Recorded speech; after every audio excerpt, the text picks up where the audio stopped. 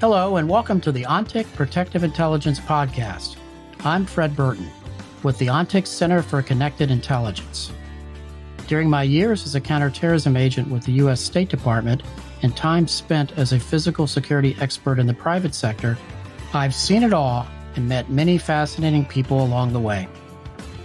This podcast series explores the riveting world of safety, security, and protection through conversations with leaders in the field. I'm Fred Burton, and now on to the podcast.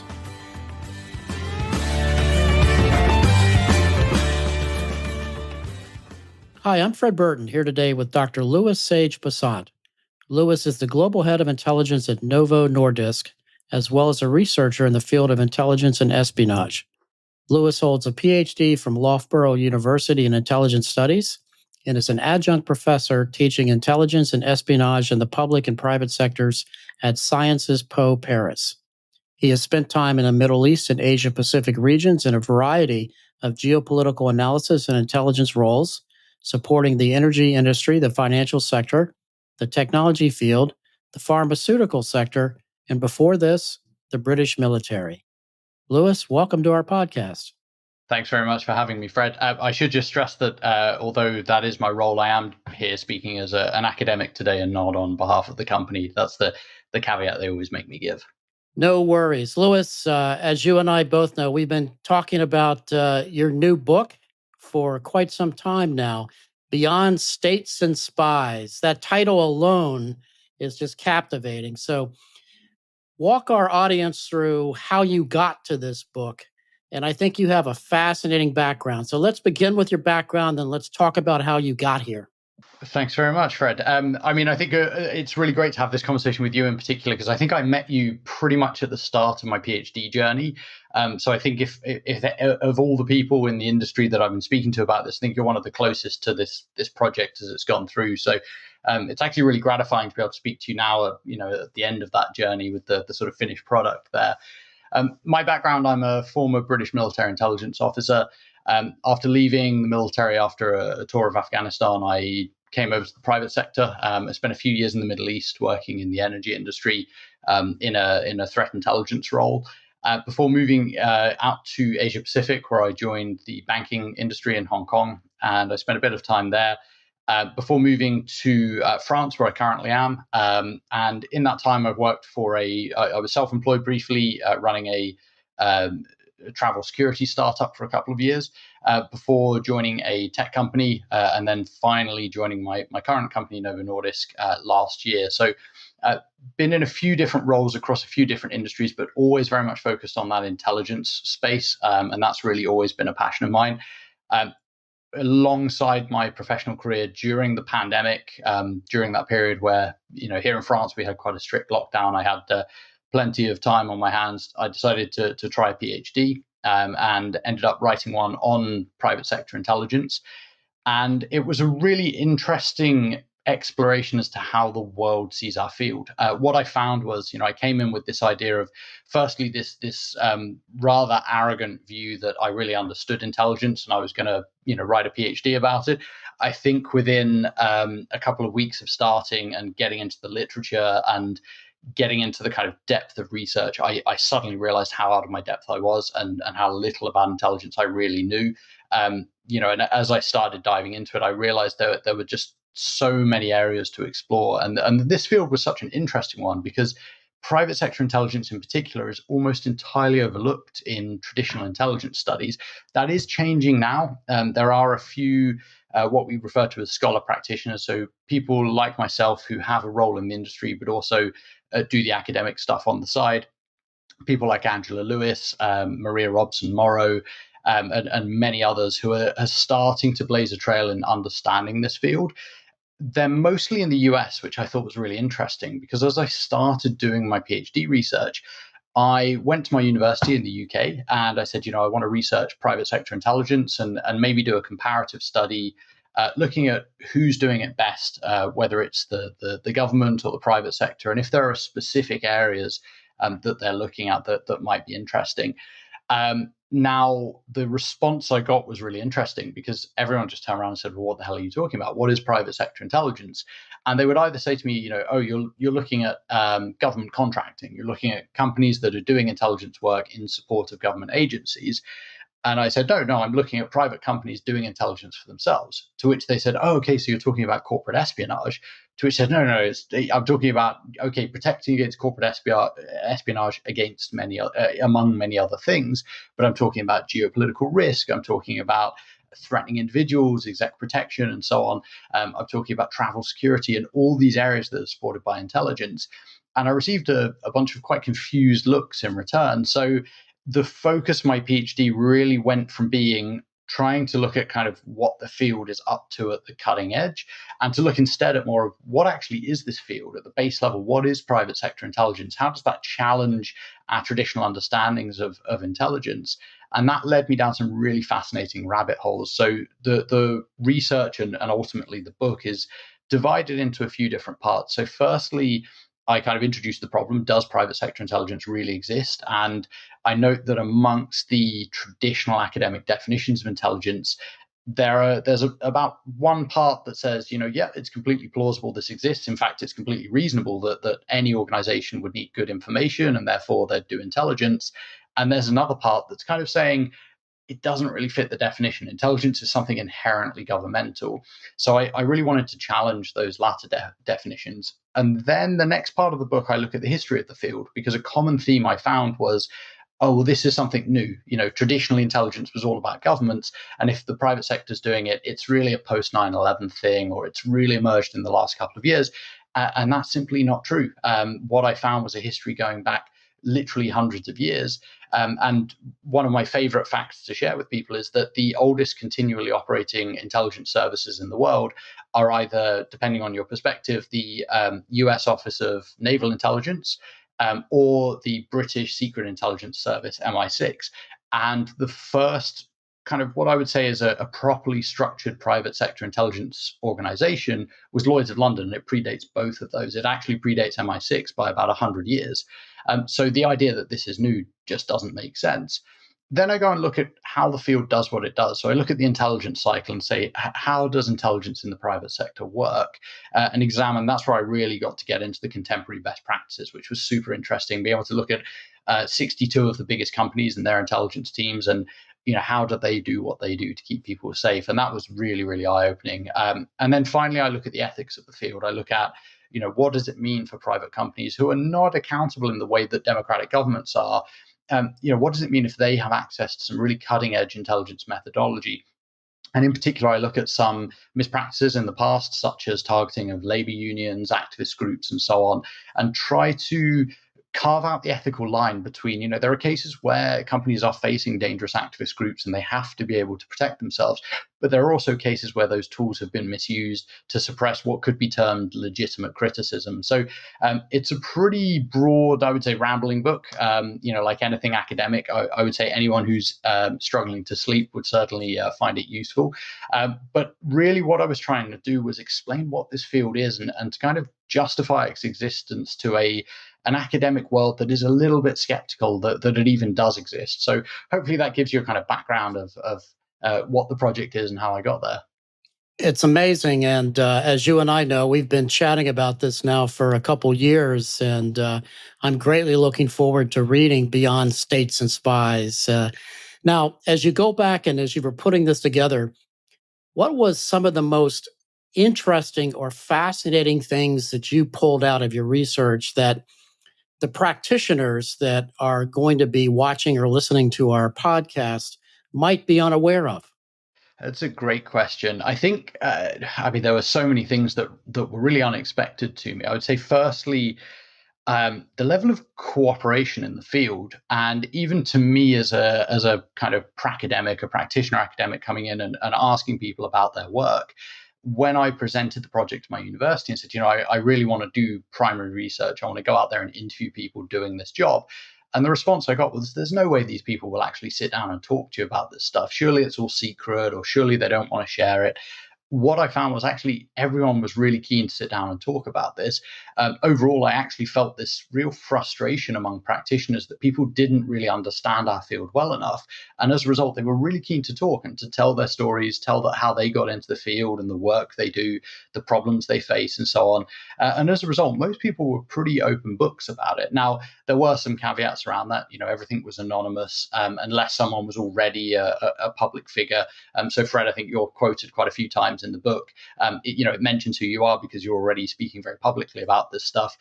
Whereas a practitioner working for company X or Y, they may not be as comfortable sharing that specifically. So having that trusted arrangement where they knew they could trust me to keep their identity anonymous and allowed them to really open up and talk about what was happening in their companies. And that was really useful for me. And then getting into that, looking at the cooperation taking place inside the industry, that was just fascinating. And I think it's our biggest strength, honestly. James Olsen once said there are friendly countries, but there are no friendly intelligence agencies. In the private sector, I always tell people it's pretty much the opposite, that you can have bitter commercial rivalries between companies, but it's almost certain that their intelligence teams are probably on a first name basis. They're probably talking all the time. And that if you have a problem, you can pick up the phone and say, hey, we're seeing this problem. Are you seeing something similar? And chances are they'll talk to you and they'll share. And I always encourage practitioners to really lean into that. I think it's one of the biggest strengths of our industry. Most teams are very small. We cannot hope to compete with government intelligence agencies, the scale of resources they have to throw at this problem. But if you can get into industry networking groups, the industry intelligence sharing groups, and so on, and test your analysis against colleagues in other companies, work to be each other's eyes and ears, that's a huge force multiplier. So I think that's probably one of the biggest lessons I took away from this. Beyond that, I would say the misperceptions of our field amongst the public. It's really high. It's not just in academia that people think if you're talking about private intelligence, they think you're talking about corporate espionage, or they think you're talking about something really nefarious. And I found that was something that persisted across multiple cultures, multiple parts of the world, regardless of kind of privacy laws or people's kind of local attitudes towards intelligence and privacy. It was just universal that when people talk about private sector intelligence, hackles get raised. People get a little bit nervous about what this is. So for me, the big takeaway from that was teams should try and operate as much as possible in a really transparent way. They should really understand that people are going to be nervous about what a private company is doing with an intelligence team. So they should be open about it and they should explain, because once you start to unpack it's very understandable. It's to protect people. It's to keep the products you make safe, to keep the consumers safe, and so on. It makes perfect sense. But if you don't give people that opportunity to understand, there's the risk that they'll imprint their own view of based on things they've seen in the media, more nefarious views of the field. So I think transparency and cooperation are the two keys to success in this field.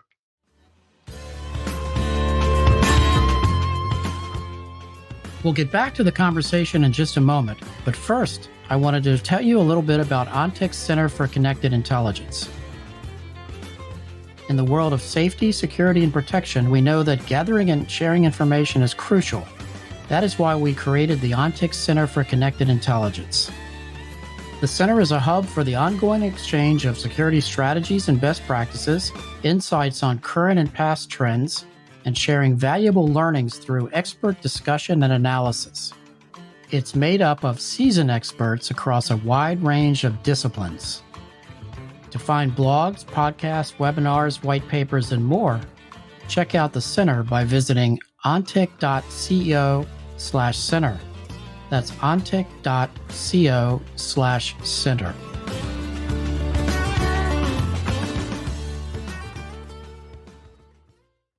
Louis, as you and I have discussed a lot, I am also a student of intelligence history and protection and so forth. So, as you deep dived into the history of this field, what was some of the more interesting things that you uncovered? For example, you mentioned Lloyd's of London, which I think most practitioners would be unaware of the history in the private sector there.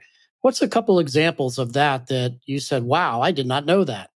I think the age of the field. I came in thinking this was something new. I really did fall into that kind of misconception that it was a new field.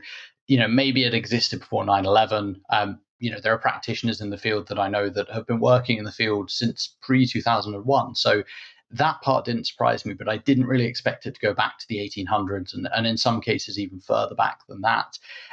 I always assumed that government intelligence was going to be the older, more established field, and actually that's not the case. I talked about SIS before. The British Intelligence Services, they were actually founded in the offices of a private detective in London. At the same time, they were squaring off against the German intelligence apparatus, parts of which were trained by the Pinkerton organization. So in fact, the expertise was almost going the other way. It was governments turning to the private sector and saying, help teach us a bit of methodology here. Interesting. This is so new to us. I think the individual cases themselves are where it gets really fascinating, and my chapter on history it does go through that. It kind of provides a chronological view of the field, and the caveat I always have to give to people is, this is a field that if I was writing about government intelligence, it would be trying to hide itself. It would be selectively curating its own documents for release, so its history would be incomplete. But the government, at least in democratic states, have an obligation to keep records, and they have an obligation in many cases to publish at least some of those records. The private sector doesn't even have that. The records are being kept often in a very disaggregated way by some random employee who kept a diary, or by someone who was doing a biography of the company. There are very few intelligence teams who have their own archives, and if they do, they don't go back hundreds of years. So as a result, the history is this really patchwork affair. It was often done by finding hints about this operation in a lateral piece of history. So, while working on the United Fruit Company, I was reading a lot about banana cultivation and how United Fruit operated. There aren't any books out there about how the United Fruit Company used intelligence to ensure security. So I had to find those hints off on the sides. The other part of it was in random correspondence, people's letters. So it's a very scattered history, and as a result, it's almost certainly incomplete. Every time I talk to people, often people will say, "Oh, I heard about this company," and those leads. I think Fred, actually, you gave me several of them. Are really really useful because you can then go down that rabbit hole and say, okay.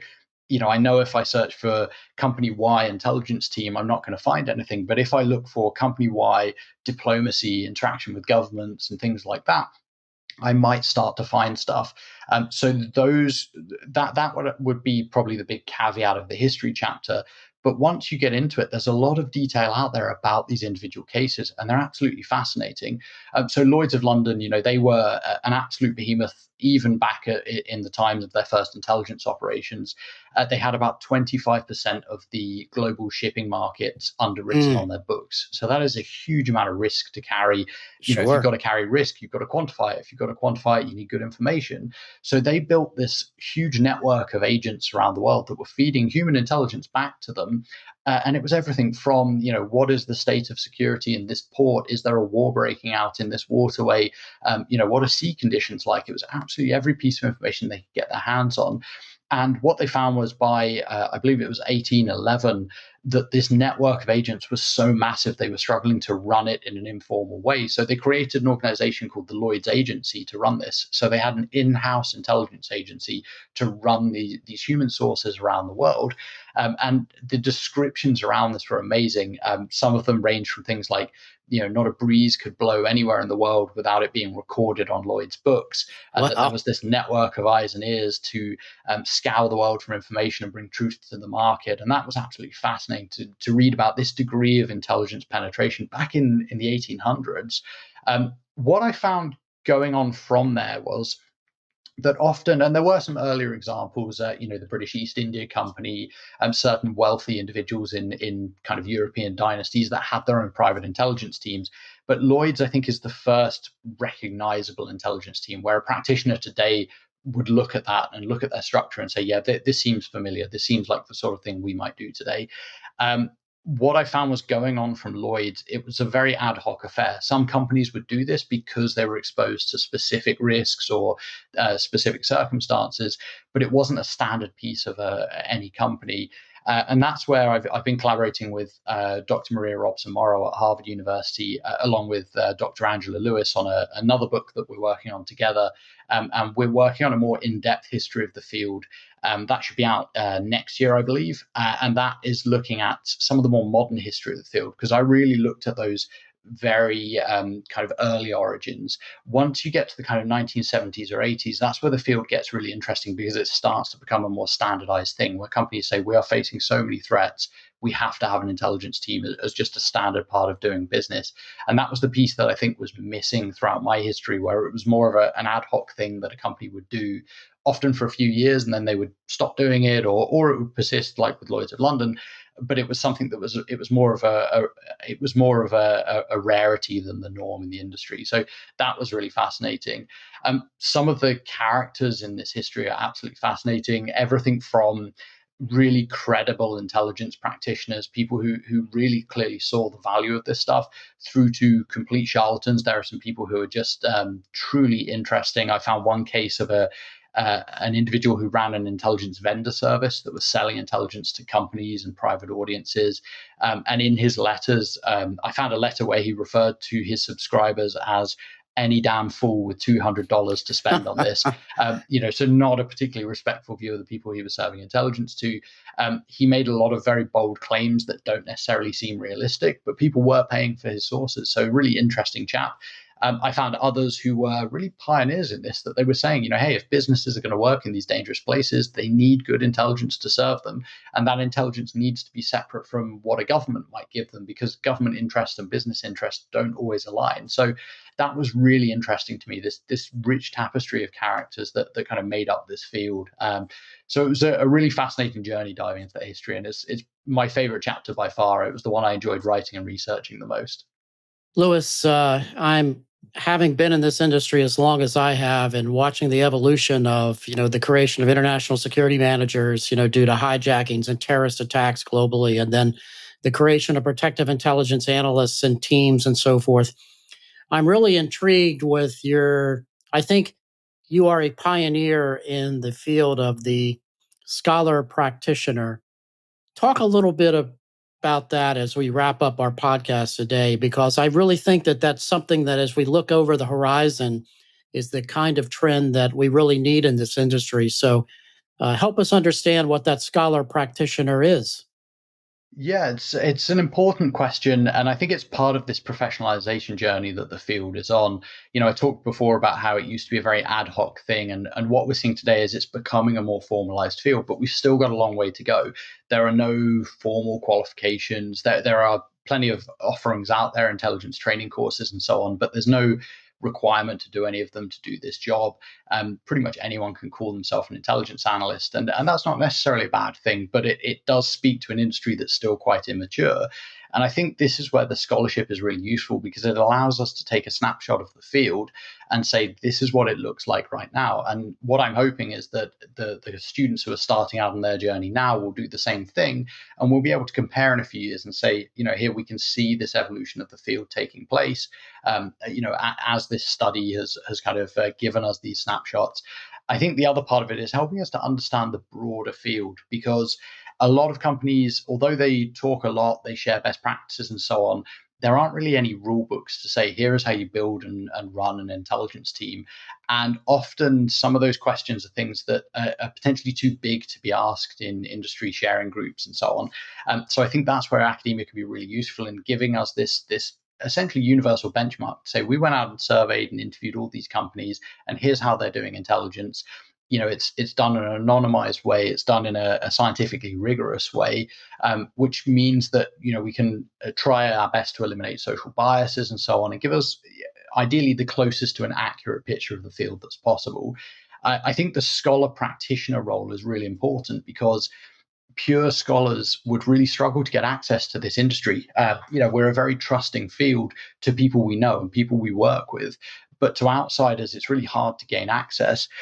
It's no coincidence that all of the studies of private sector intelligence have been written by people inside the field who have a professional life alongside their academic one.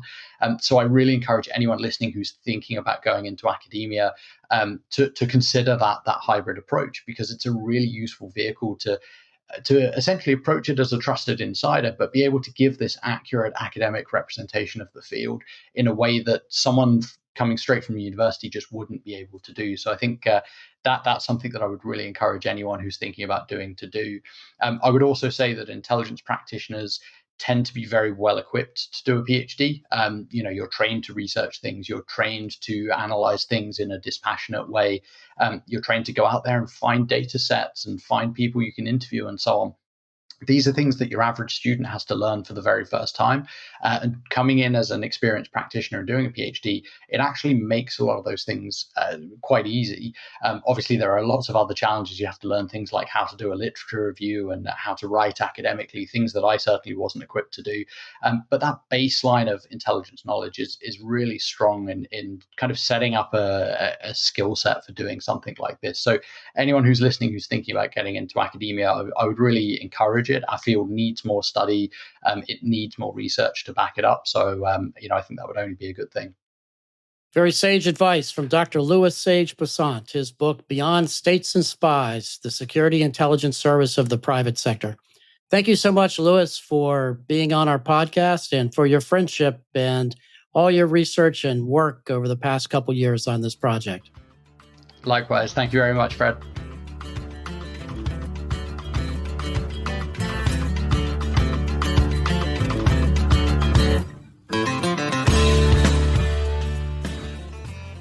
This episode was brought to you by the ONTIC Center for Connected Intelligence. Learn more at ontic.co/center. Again, that's ontic.co/center. It was produced by AJ McKeon. Our music is a track called Monteverdi Ride and was written by Brian Bristow and performed by Smoke and Novas. Check them out on Spotify. Please remember to rate and review our podcast on iTunes and subscribe on Apple Podcasts, Spotify, or wherever you get your podcasts. If you have questions, we'd love to hear them. You can reach us at podcasts@ontic.co or visit ontic.co/center for more information. Thanks for listening.